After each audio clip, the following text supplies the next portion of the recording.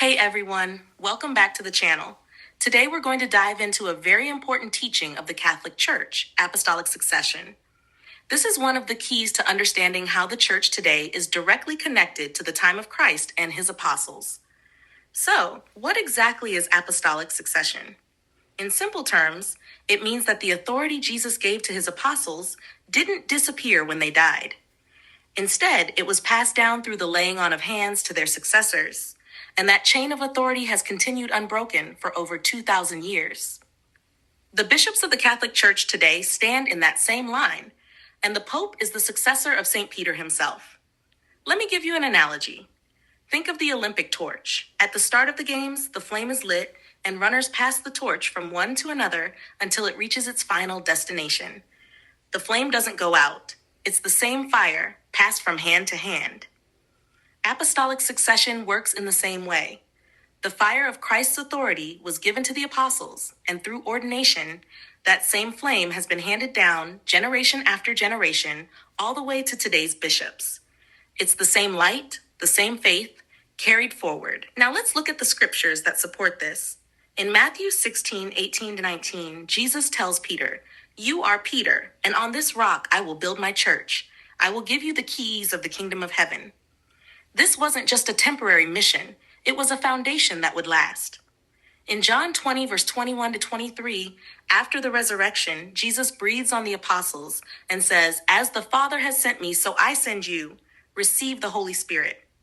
If you forgive the sins of any, they are forgiven." That's real authority being handed on. And in Acts 1, 20-26, when Judas betrayed Jesus and died, the apostles chose Matthias to take his place in ministry. That's the first clear example of apostolic succession, the idea that the ministry of the apostles continues beyond their lifetime.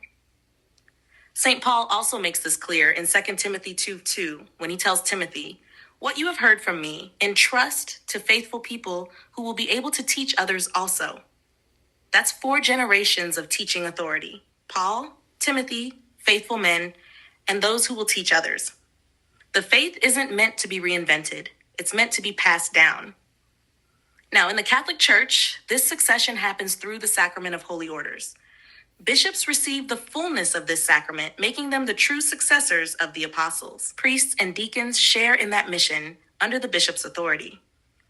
And at the head of the church is the Pope, the Bishop of Rome, who succeeds St. Peter as the visible source of unity for the whole church.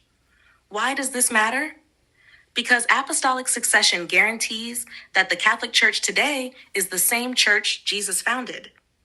It protects the integrity of the teachings, so we can be sure we're receiving the same faith the apostles handed down. It ensures the validity of the sacraments, especially the Eucharist and confession, and it makes the church truly apostolic, just as we profess in the Creed every Sunday: one holy, Catholic, and apostolic. So whenever you hear that term, apostolic succession, remember, it's not just a historical idea. It's the living link, the unbroken chain, the flame passed down that connects us directly back to Christ and his apostles. If you found this helpful, don't forget to like this video, subscribe to the channel, and share it with someone who wants to grow deeper in their Catholic faith. Thanks for watching, and I'll see you in the next one.